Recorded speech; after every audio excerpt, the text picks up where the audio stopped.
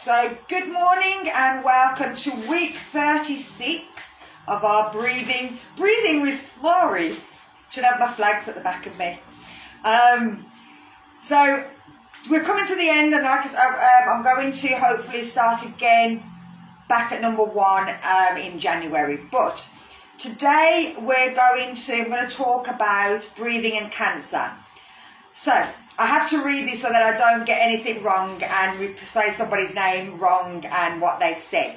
And also, I've kind of I've taken a summary of what this man said. So it's not exactly in his complete words. He's not a brummie, so and he's a doctor, so it's long words.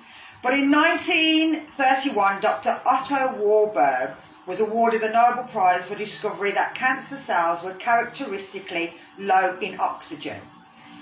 He said, "Cancer, above all other diseases, has countless secondary causes, but the prime cause of most cancer is the replacement of respiration of oxygen in normal body cells by the fermentation of sugar. So the normal body cells make energy from oxygen, but whereas cancer cells tend to make their energy from the fermentation of glucose in the blood system. Cancer cells tends to flourish in low oxygen environments. But now that's not saying that if you breathe properly and fully into the bottom of your lungs, you will never get cancer. It also is not saying that if you also have got cancer and then you try to breathe fully, that it will cure cancer. But it's saying that it's the easiest way to take care of ourselves. And as we found out, as I've talked about in previous ones, that belly breathing and breathing right into the fullness of our lungs helps to improve our immune functions. And it's the easiest thing that we can do to look after our body. So, take a big deep breath and just be happy with that. But it fills the body with lots of oxygen. And if we can get oxygen to all them cells, then that's a lot better than letting glucose take over in them areas. So that's my little thing. Also, I'll do a bit on pain and breathing. Now, when we if you're in labour, the first thing they say to a woman is breathe.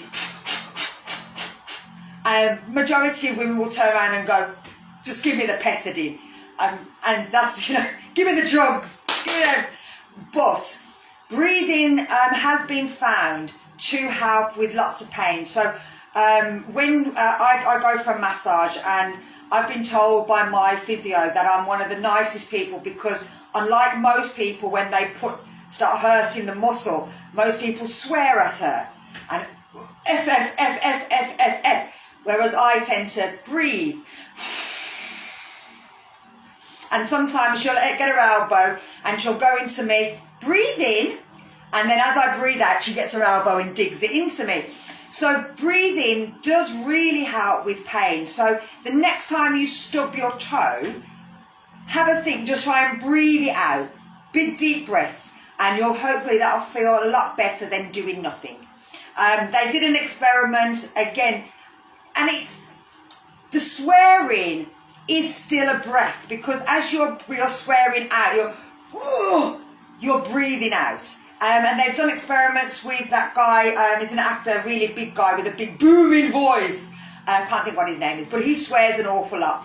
And they did some pain things on him, and he had quite a big pain threshold because he swore a lot. But while he was swearing, he was actually expelling a lot of air at the same time. So again, it was breathing. If you attach a word to that breath, fine. But at the end of the day, it's still the breath that help with pain. So breathing is amazing for lots and lots of things in our body. So breathe as much as you can.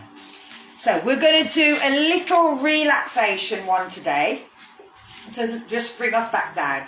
We're taking a nice seat and we're going to take ourselves to a beautiful place. We're going to do a visual meditation. Now, for some people, this doesn't work. And a lot of people sort of get a bit like, oh, well, I can't see anything, I can't feel it, I can't sense it, and that is okay. Everybody is different, so what will work for one person won't work for another person. And your visualization can be anywhere. I'm going to talk about a beach, but you could think about your bedroom and visualize clean sheets and a nice bed. You could talk about a field full of grass. You could think about a cabin in the woods and thunder and lightning. I know that you like that, Erica. But I'm going to do the beach one. And again, so there's different versions and different things work for different people.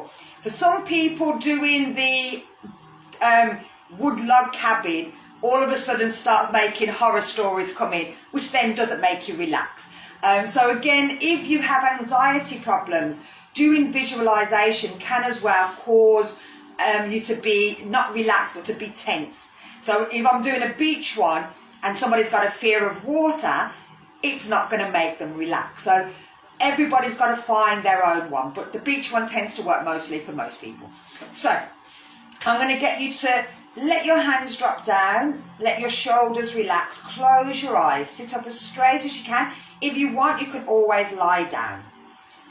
So we're going to just take a few breaths. It doesn't matter where you're breathing, just breathe. Just be aware of where the breath comes in. Don't change it. It doesn't matter if you're breathing right into the chest. It doesn't matter if you're breathing in through the mouth. It doesn't matter as long as you're breathing and that you're aware of what you're doing.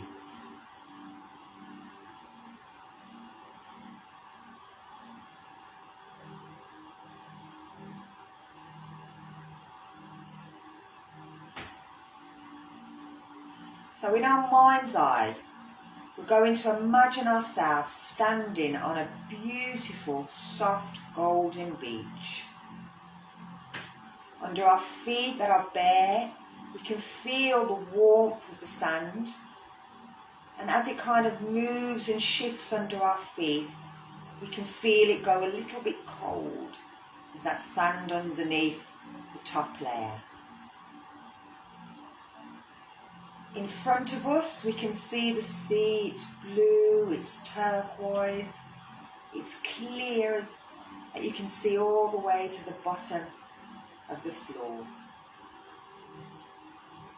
You can see the waves just gently breaking, nothing too big, just little white crisps of waves lapping at the shore. If you look to the left and the right, all you see on your private enclosed beach is just sand and sea. If you look behind you, you have your cabin where your family are, but they don't need you. You've got no phone, there's no TV. Everybody knows to leave you alone. Behind that, you've got trees and grass, and you feel very safe and secure. And if you wanted, you could sit down or even lie down onto that beautiful, soft, warm sand. And as you're here, you can feel the warmth of the sand, the movement under your feet or your bum, or if you're lying down, your shoulders, the backs of your calves, the backs of your arms. You can feel the sun so warm, and it's touching all the exposed layers of the skin, the face, the arms, the hands, your feet, your legs. You can also feel a beautiful cooling breeze brushing against the hairs on the legs and the hairs on the arms and your hair on your head. You can hear the lapping of the sea. You can hear the birds in the sky. You can hear in the distance the chatter and laughter of your family.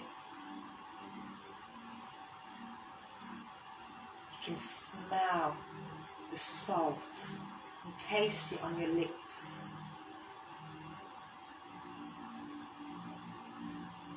You can smell cooking coming from the cabin.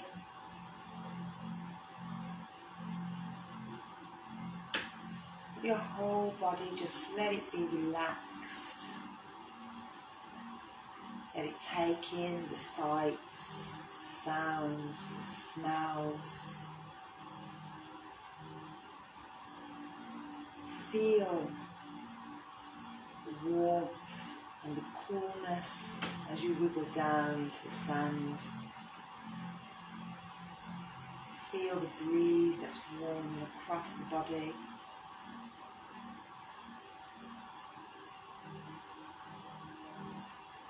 Thinking about your feet, your toes. If you want, you can just kind of push it a bit deeper into that sand on a breath in.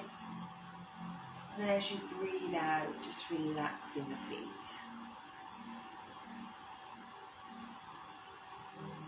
If the backs of the calves are touching the sand, and again just rubbing them and pushing them down into the sand on a breath in. And on a breath out, just letting the feet and the calves relax. If you can feel the backs of your thighs and your bum touching, squeezing, pushing the bum down into the sand, the thighs into the sand on a breath in.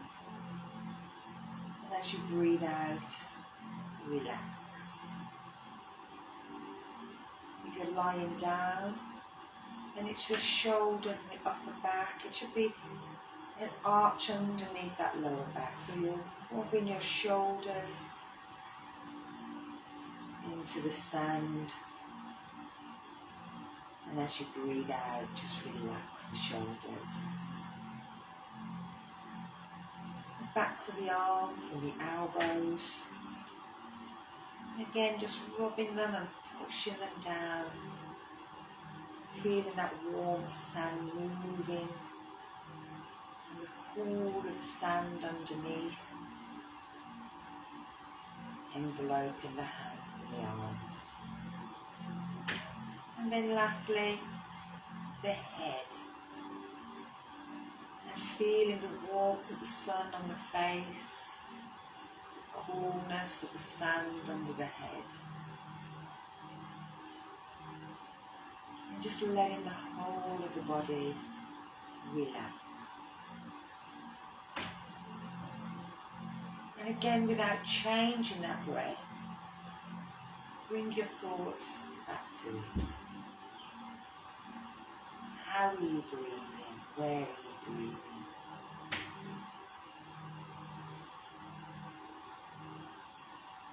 Just keeping the sounds, the smells, the feeling, the taste, the touch.